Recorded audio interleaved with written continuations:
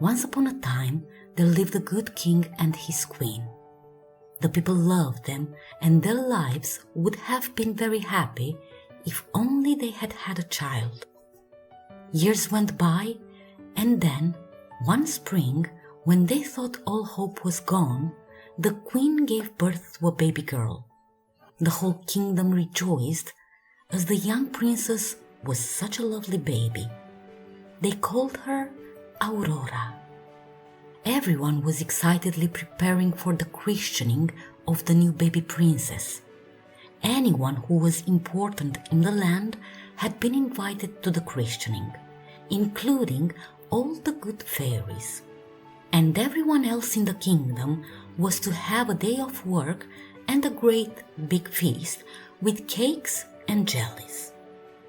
But unfortunately, there was one important fairy that the king and the queen had forgotten to invite: Grizzlestinky.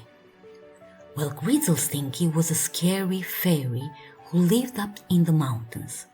People told scary stories about her, frightening their children into being good by threatening to send for her if they were naughty. On the day of the christening, everyone had a wonderful celebration at the palace, and there were lots of lovely presents for the baby. One person gave her a tiny teddy bear to cuddle, another gave her a rattle to play with, and another gave her a storybook for her to read when she was older. But the most magical presents of all were from the good fairies. One gave her beauty, one gave her a sweet nature, one a lovely voice, one charm, one kindness, and one a sense of humor. "Isn't our daughter lucky to have such lovely presents?" said the king, turning to the queen. "Don't be so sure," said a frightening voice suddenly. A cold wind blew through the hall. The door burst open, and there was Grizzlestinky herself. Grizzlestinky marched up to the baby princess, and as she passed, everyone held their noses as the smell was quite terrible. "Well, I haven't given her my present yet," Grizzlestinky growled. "My present is that when she is older, she will prick her finger and fall asleep forever." Grizzlestinky laughed a terrible laugh and disappeared in a puff of smoke. There was a stunned silence around the palace until one of the good fairies laid her hand on the baby's head. "I promise that you will not sleep forever," she said. "She will only sleep for 100 years. The king and the queen were still very worried, so they decided to ban anything sharp in the kingdom that the princess might prick her finger on.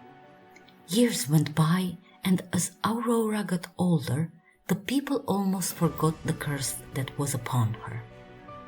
One day, when she was alone and bored, Aurora decided to explore all the rooms in the palace. She went from room to room, exploring all over the palace until she got to an old stone staircase. Up and up the stone staircase she climbed until she came to a room right at the top of a tower. It was the only room in the palace she'd never been in. So she peeped inside, and to her surprise, there was a little old woman busily spinning silk on a spindle. "Well, hello, my dear," the old woman said. "I am pleased to meet you." And she stood up and tried to courtesy. "Oh, no, please, sit down. I don't want you to hurt your back," said Aurora, hurrying forward. "Can you tell me what you're doing up here in the tower all alone?" "Only spinning silk, my dear, to make you a lovely dress," the little old woman replied. "May I have a go, please?" Aurora asked politely. "Of course, my dear," the little old woman said, and she chuckled quietly to herself. "Let me show you how." Aurora sat down with the spindle in her hand and the little old woman began to show her how to spin silk. Suddenly, a sharp pain shot through Aurora's arm as a spike of the spindle pricked her finger. It was the curse. Grizzlestinky's curse was upon her. Suddenly, the little old lady threw off her cloak and stood up straight. It was Grizzlestinky all along. She laughed a wicked laugh and ran away, leaving the princess all alone. Because of Grizzlestinky's birthday curse, Princess Aurora fell into a deep, deep sleep, and all around the palace, people started to fall asleep too. The cook in the kitchen fell asleep. The guards at the palace gates fell flat on their noses and began to snore. The maids curled up to sleep with their feather dusters still in their hands. And the palace gardener fell asleep out in the garden. The palace cat just carried on sleeping because she was sleeping anyway. Even the king and the queen fell asleep. Over the years, weeds, brambles, and plants grew up over the palace, and the deep dark wood encircled it.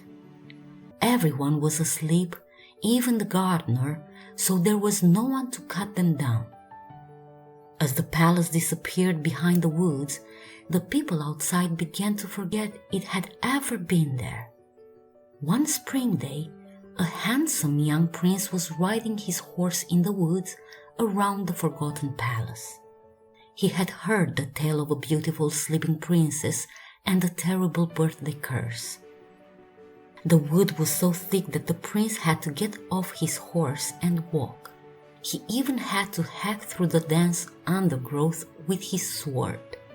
Then, as he was cutting through the undergrowth, his sword suddenly struck some stone. It was the wall of the palace. Could the stories be true? Could this be the forgotten palace? He asked himself. The prince wanted to find out, so he began to climb the palace wall.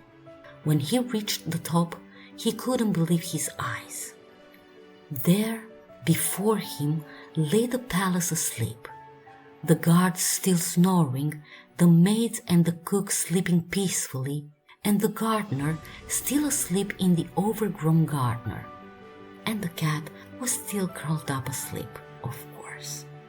Even the king and the queen were still sleeping. With his heart beating quickly, the prince began to explore the palace. In every room, people slept, so he climbed higher and higher, looking through every door, until he came to a tiny room at the top of a tower with a stone staircase. He pushed open the door, and much to his joy, there lay the beautiful Princess Aurora.